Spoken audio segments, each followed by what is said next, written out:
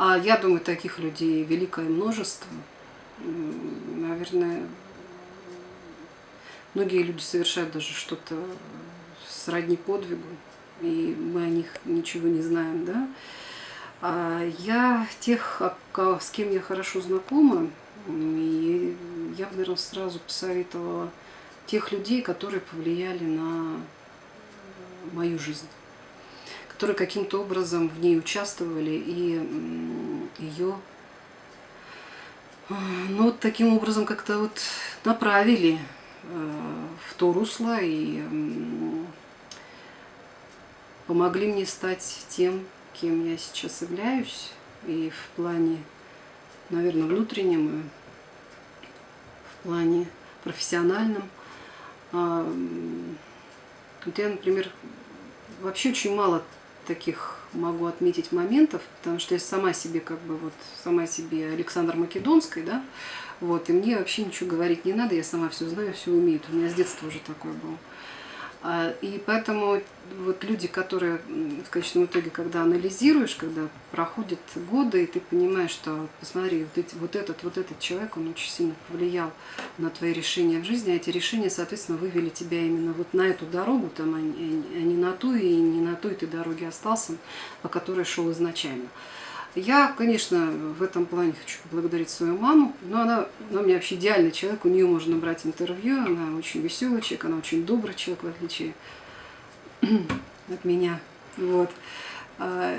Очень такой позитивный.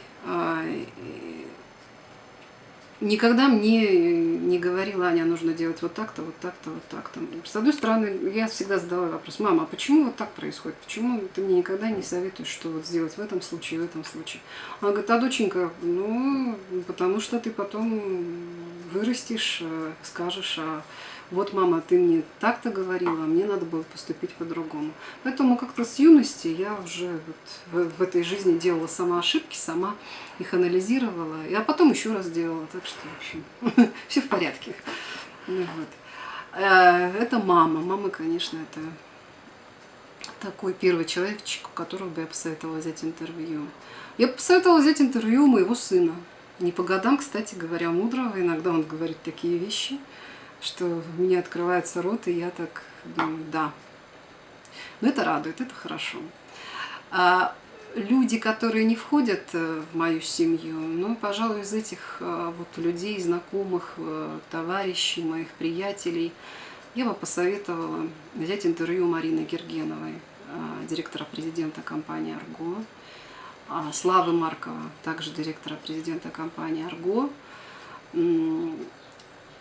их товарищей, партнеров по бизнесу, некоторых очень уважаемых мною людей.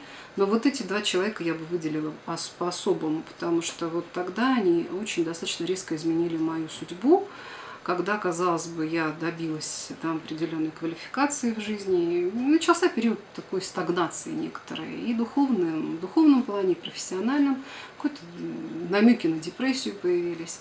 И тут вот эти два человека, Марина с Славой, предложили мне ехать в Москву и овладеть новой для того времени профессией бизнес-тренер.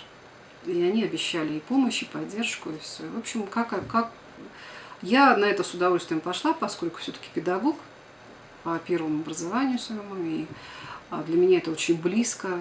И в то время это еще было новым достаточно веянием начала нулевых, поэтому я с радостью согласилась. И кто бы знал, что вот из одного общения с великим учителем, как я его называю, моим Александром Михайловичем Синомати, московским педагогом, психологом, коучем, бизнес-тренером, вот просто это общение поставило, наверное, мою жизнь с ног на голову или с головы на ноги, то есть как правильно сказать. В моей голове, в моей душе стали происходить наконец-то те вещи, которые не понимали, вот, не видели выхода. Я стала находить ответы на вопросы, которые меня волновали, которые я прятала далеко, глубоко у себя, внутри. И, возможно, из-за этого, может быть, происходили какие-то проблемы, которые мешали мне наслаждаться этой жизнью в полной мере. Вот Александр Михайлович Тиномати, я считаю его просто своим учителем. Я никого больше не могу, наверное, по большому счету назвать своим учителем, потому что это тот человек, который совершенно мне мозги перевернул слева направо. Вот. И теперь я с того момента, еще тогда не понимая, насколько, оказывается, это был поворот глобальный на 360 градусов в моей жизни, с того момента я вот в этом русле и продвигаюсь. И вот теперь-то совершенно сегодня, здесь и сейчас я понимаю, что это мое.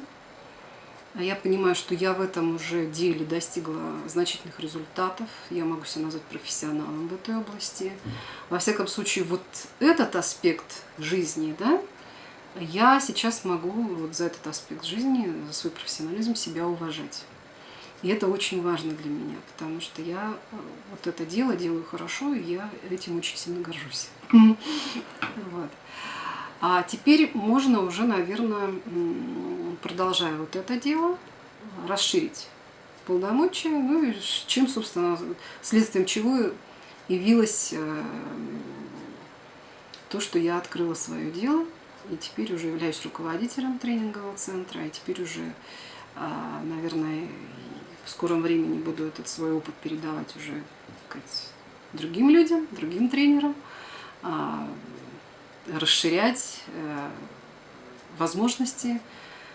И здесь у нас в Бурятии вот все-таки эта ниша, я так считаю, тренерская, она все-таки еще пока в таком зачаточном состоянии, в зачаточном уровне находится.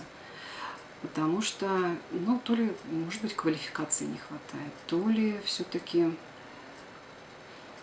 профессионализма, квалификации, то ли, ну, вот как-то в Бурятии у нас достаточно принижено вот, еще этот статус бизнес-тренера, почему-то и руководители предприятий, и просто люди, человеки, подаваем московского тренера, ну, на худой конец иркутского тренера.